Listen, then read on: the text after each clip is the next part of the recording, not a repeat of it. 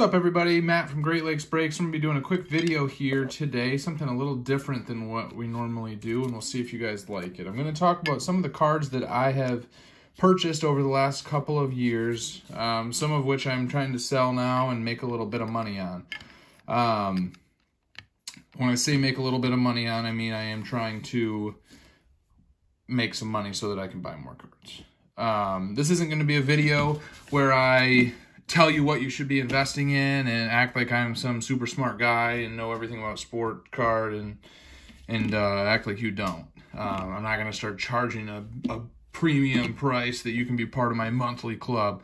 I don't have any intention of doing any of that. All I want to do is show off some of my cards, talk about why I bought them, and talk about why I'm selling them. So these are the first three I'm going to show. These ones I actually have on eBay right now. Some of them are actually sold and I need to ship them out today.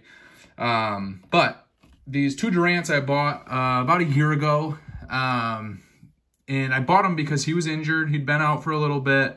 A lot of the big time stars were blowing up around that time. Curry stuff was going crazy. LeBron stuff was going crazy. Even like Damian Lillard, Anthony Davis, some of those guys their prices were going through the roof, and Durant was just kind of sitting. So I decided to buy these two cards. This one I traded a Jerry Jeudy autograph for, actually, which was about $100 comp at the time. And then this one I paid $150 for. This one I sold today for $275. And this one I've had some offers around the $400 range, and I would imagine that I'll probably end up selling it in that range as well. So I made a significant amount of money off of him, but that's the reason I bought was because I felt like he was down. I felt like once he was back and healthy, which he has been the last 6 games or so, averaging almost 30 points a game, that he would go back up, and sure enough, he did. Now, of course, I've missed many a times too and messed up, but that's the reason I bought those cards. And I think that that's a good strategy at times, is to look at players who are maybe out for a year, guys like McCaffrey in football, Barkley,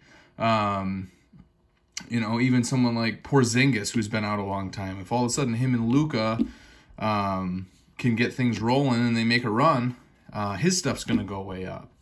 And then actually Tracy McGrady I bought about a year and a half ago, and that was like, I don't know how well it coincided with this. I might have my dates wrong a little bit, but I feel like that was around the time that The Last Dance was kind of coming out, and some of those guys were blowing up. So like the Rodmans, the Pippins, the Bulls. And I just got to thinking that probably a lot of those guys that played in that era were going to start increasing in value. So I picked that up actually at the National Card Show for $30, and I sold it today for $200. So it was a really good profit. And, you know, my plan is basically just to keep on buying cards. I'll use that money to buy cards, and hopefully if I make some good calls and buy some of the right guys, I can flip that stuff. Another one that I did pretty well on, I bought this probably about a month after Kobe passed away. And I know that that's kind of a topic that a lot of card people have argued about, is buying him right after he died and all of that stuff. But I felt like the card market for him was crazy, and rightfully so. People wanted an autograph of him. He's a lot of guys' favorite players. But the market was flooded with them, and they were selling and selling and selling. And this one was an auction that ended around 6 a.m. in the morning my time. I don't think a lot of people were watching it, and I ended up picking it up for about $400. And I think that's just because the market was flooded. There was tons of people selling them, and I just happened to find it for fairly cheap. And the most recent one sold for around $1,500. So I feel like that was a pretty good buy. Another thing that I look at a lot when I'm buying is for sets that I think are going to kind of be considered iconic moving forward. So this is one that I bought all the legendary players.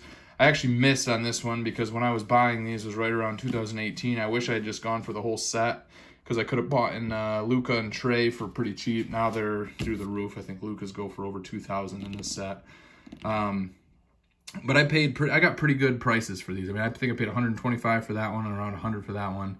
And I would guess that I could probably make some money on that. I haven't looked at comps recently, but I would bet that this one would be close to $200, and probably same with that one. But I think this one's I'm going to hang on to for a while. I don't have any intention of selling them. I think this is a set that's really sharp. It's really clean. The print run's only 99, and the only variation of it is a gold out of 10. So there's only 119 of each card made. There's not many out there. And I think down the road, this could be one that's pretty sought after just because it's unique. There's not been a lot like it. I don't think they did a very good job with the 2019-20 Shadow set. I don't think those ones look nearly as good, in my opinion. So I think this one, being the first Shadow Noir set, will be one that's sought after. So that's another thing that I look for, is just some of those sets that I think will be viewed as iconic later down the road. Another couple that I bought, this was also in that, around that time that the Last Dance guys were blowing up, and I thought, well, shoot, if those guys are all going way up in price, then some of those other 90s guys are probably going to go up in price, 90s, early 2000s. So I bought that Iverson, which is jersey number 3 of 49, and I bought the Dirk. I think I paid $80 for each of them. I have these both on eBay right now. I know I had an offer today on that one for $230. And that one I haven't had a whole lot of interest on yet, but I would imagine that that one will go over 200 eventually as well. So once again, just trying to pick people that, you know, I try to be safe. I'm not a big into investing in the new rookies. I'll do it a little bit. But I like safe bets. I like guys that I think are undervalued, but have already established themselves, had good careers, that people are going to learn to appreciate eventually down the road. And then the last two that I'm going to show you for this video are these two. These are some of the graded ones. And two different strategies here. One, I bought this one graded. I bought this, I think it was right around the time the football season started, maybe a little bit after that. But I felt like Mahomes' value was down. I felt like he was going to probably have another MVP caliber season. So I bought that one. I paid $390 on eBay. And the most recent comp I saw was $690, and that's just 3 months later. You know, and that's one that you really just can't predict. I just kind of had a gut instinct on that one and decided to pull the trigger. I'm not made of money, so $390 was one I kind of had to justify. You know, I had to have the money for, but it's obviously paid off. I do have that one listed on eBay right now as well. We'll see if it actually sells. I'm not in a hurry to sell it, but you know, I've got it up there. And then this is one that I bought raw, actually, and got lucky. It got a 10, but I think I paid $30 or $40 for it raw. I haven't seen a lot of SGC 10s sell, but PSA 10s are going between $600 and $800. So I would imagine that I'll get, it won't be obviously PSA 10 price, but maybe $300, $400, $500 if I'm lucky. But still a really good turnaround. So sometimes buying graded is the way to go. You just pay for the grade and you get it.